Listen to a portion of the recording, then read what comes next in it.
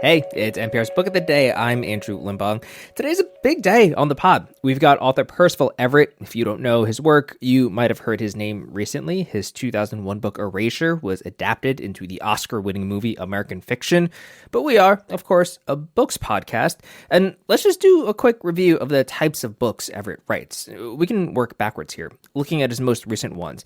Last year, he wrote Dr. No, a James Bond parody that's also a philosophical inquiry into the concept of nothingness. Before that, he wrote The Trees, which was a thriller/comedy about the history of lynching. And before that, he wrote Telephone, which was about loss and grief, and also happened to be secretly 3 different books, all of which to say he's prolific and ambitious. His new book is a retelling of the Mark Twain classic Adventures of Huckleberry Finn. I did read the novel some 15 times in a row so that I could be sick of it, so that I could lose it. I didn't want to, regurgitate the scenes, which are fairly remarkable and entertaining. So I had to own the material, and my way of doing that was to read it until it became nonsense. It's titled James, and it tells the story through the eyes of Jim, Huck's friend escaping slavery. We talk about the book, the pushes to censor Huck Finn, and how he doesn't love doing press. That's ahead.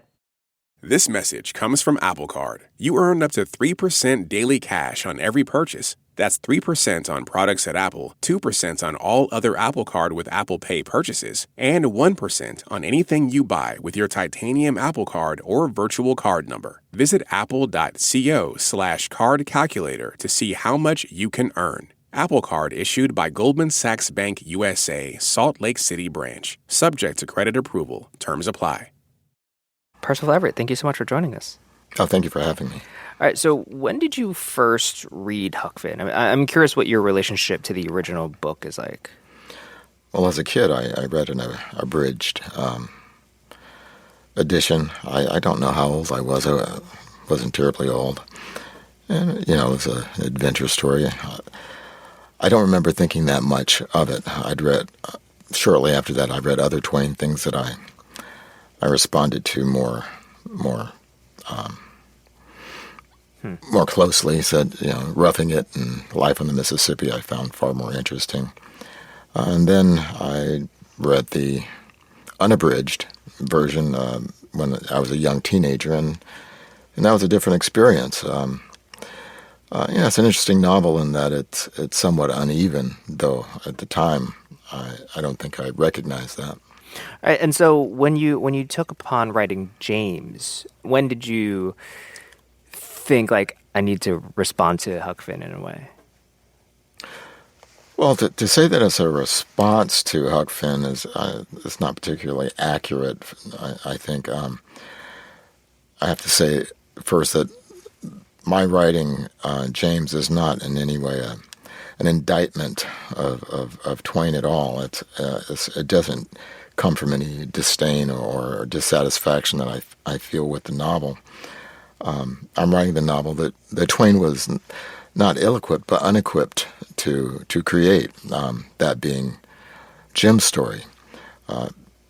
It was his business and his territory to tell Huck's story. That's the one he understood, and the one I wouldn't be able to write, certainly.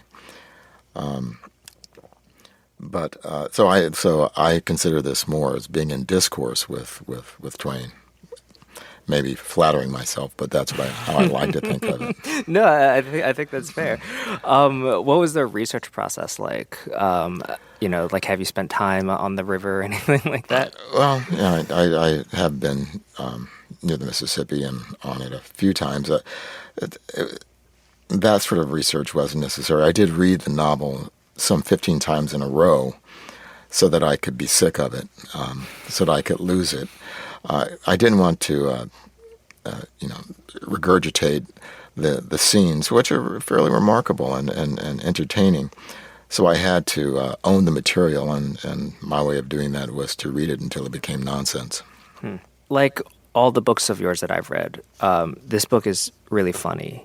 And the way, in my experience of your work, you have different angles of making things funny, right? I think the last book of yours I read was Dr. No, and it's a very the sort of hammering on of like the philosophical ponderings of nothingness and math on top of the sort of James Bond parody was funny. And in Trees, there's a lot of like bumbling doofuses along with a couple funny kind of detective characters in it.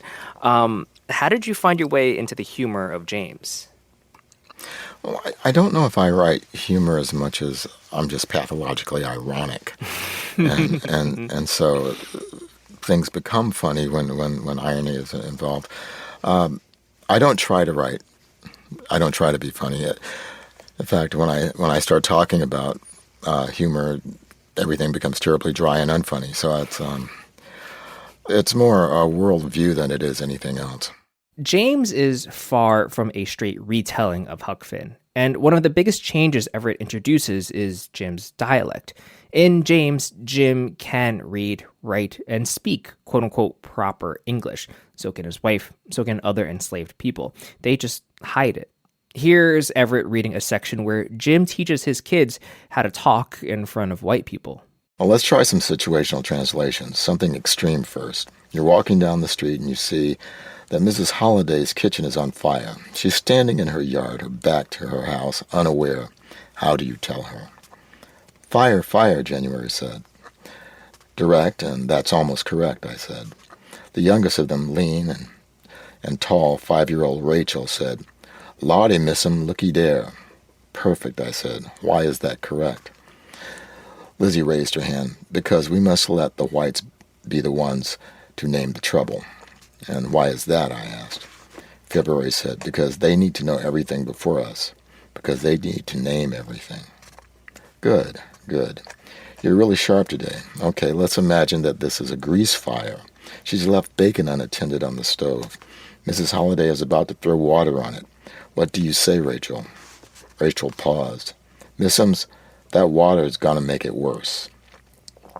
Of course, that's true, but what's the problem with that? Virgil said, You're telling her she's doing the wrong thing. I nodded. So what should you say? Lizzie looked at the ceiling and spoke while thinking it through. Would you like me to go get some sand? Correct approach, but you didn't translate it. She nodded. Oh, Lord, missums, ma'am. You want for me to get sand? Good. This scene is essentially like the talk, right? If translated to today, how like certain families or black families talk to their kids about, approaching the world or law enforcement and all that. But it also, to me, kind of feels like the beginning of a sci-fi movie or like the X-Men or something like that, where it's like they're teaching them how to use their special powers and special abilities in a certain way. But if surviving is a special power, I guess so. Yeah, I mean, I'm curious. Like, how did you approach this sort of bilingual nature of the language in the book?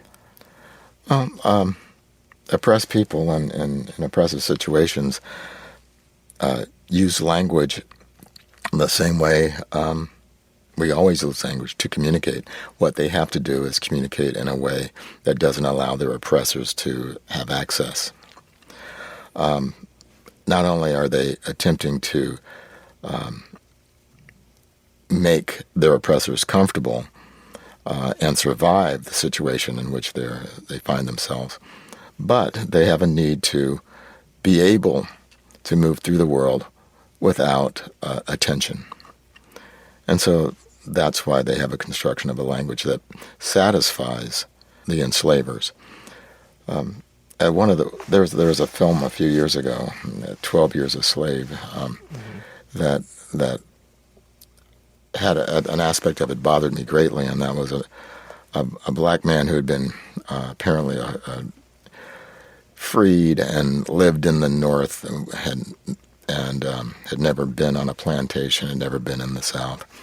And was living this idyllic life, which is problematic. Anyway, and he's kidnapped and taken to a plantation, thrown in with people who have been oppressed and enslaved, and he's able to understand what they're saying, which takes away a part of the humanity of these enslaved people. People in circumstances like that, again, find a way to talk to each other he would not understand a word they were saying. It has nothing to do with skin color, and so he wouldn't be privy to understanding them any more than the slave owners would. And so I was disturbed by this theft of the humanity of these characters. More with Percival Everett in just a second. This message is brought to you by Apple Pay. Who wants to fuss with inserting a card into a reader, or worse, into a skimmer, where your card information can be stolen? Instead, pay the Apple way. Apple Pay is easy, secure, and built into iPhone. All you have to do is set it up. Just add a card in the Wallet app and you're good to go. This message comes from NPR sponsor Bluehost, introducing Wondersuite. Website creation is hard, but now with Bluehost, you can answer a few questions and get a unique, customizable WordPress website or store right away. Go to bluehost.com/Wondersuite. Pretty much since it was published, the original Huckleberry Finn has been under controversy in some way. In 1885, librarians in Concord, Massachusetts pulled the book from shelves, calling it trash. Jump ahead to 2011, and a small publishing company made some noise by putting out a version where it replaces a particular racial slur with the word slave. I asked Everett for his thoughts on the book attracting controversy, and you hear him let out this very telling sigh. And just a heads up, Everett does use the slur here, but I think it's worth hearing in full to get a sense of his point. Did you follow any of those debates? Like, there's all this brouhaha over Huck Finn, and I'm curious what you think of it in the center of all of these sort of like culture war issues. Anyone who wants to ban Huck Finn hasn't read it. I understand the bristling at the use of the word nigger, and I say that word because that is the word. N-word isn't a safe word.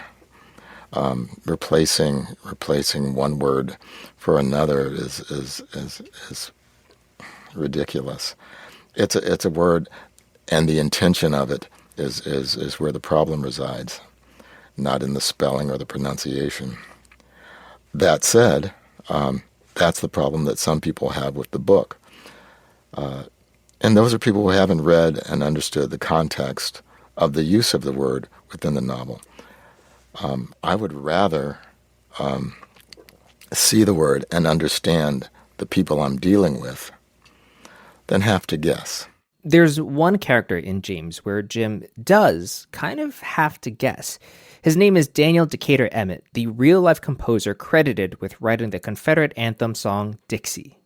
Well, Decatur he wrote the song Dixie. At least he's credited for writing the song Dixie, and was the leader of a minstrel show, white men who performed in blackface singing what were ostensibly black songs. And the irony of Decatur is that he was from the North. He wasn't a Southerner at all. He wrote these songs, and it was a mercenary effort to write songs that would make him money. And this group of his traveled around performing in blackface and doing, as is performed in James, a cakewalk. And as James notices, the irony of the fact that the cakewalk was a slave performance that made fun of white people. But of course, Decatur doesn't understand that. And I don't want to say too much about that scene. I have to apologize also. When I finish a novel, I fairly forget it. I don't know much of what's there, and so sometimes when you ask me to, say, read a scene, I feel like I'm seeing it for the first time. So I apologize for that. And then are you like, wow, this is really good? I hope that I get that feeling. I look for that occasionally, but it's like, oh wow, whoever wrote this was really onto something. Mostly, it just feels unfamiliar. Yeah. You're not one of those people where it's like sometimes I'll talk to writers and be like, oh, that character sort of hangs out with me when I'm alone. No, I don't have any imaginary friends running around.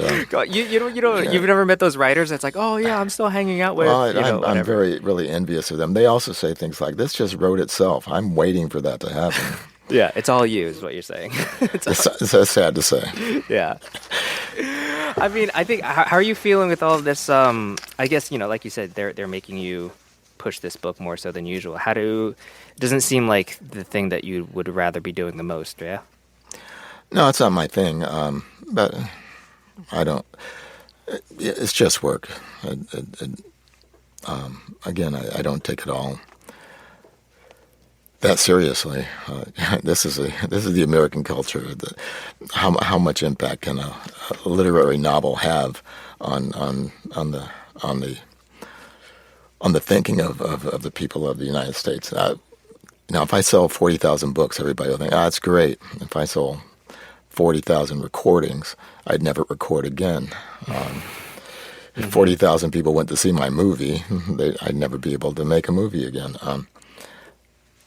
We're not a reading culture. Maybe I can participate with this book and some others in changing how many people read. I don't know. That's always our dream. But I don't have any great expectations of that. That was my conversation with Percival Everett. His new book is titled James. And that's it for this week on NPR's Book of the Day. Let us know what you think. You can write to us at bookoftheday@npr.org. I'm Andrew Limbong. The podcast is produced by Isabella Gomez-Sarmiento and edited by Megan Sullivan. Our founding editor is Petra Mayer.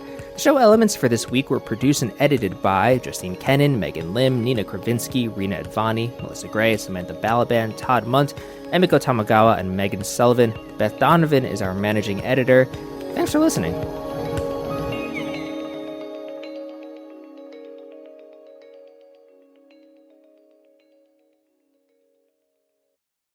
Hey there, everybody, it's Peter Sagal. On our show, Wait, Don't Tell Me, it's usually just jokes. But a man cannot live on dad jokes alone. Sometimes you need to express your trauma that haunts you and drives you, as I did on a bonus episode just for Wait Plus supporters. A deep dish pizza hurt me. That's right. For a chance to hear the raw, real, revealing truth, sign up for Wait, Don't Tell Me Plus at plus.npr.org in order to feel my pain.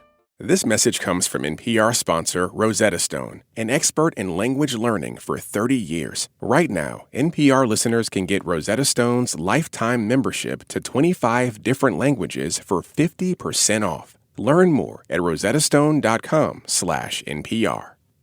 Support for NPR and the following message come from Bombas. Bombas makes absurdly soft socks, underwear, and T-shirts. And for every item you purchase, Bombas donates another to someone facing homelessness. Get 20% off your first purchase at bombas.com/NPR and use code NPR.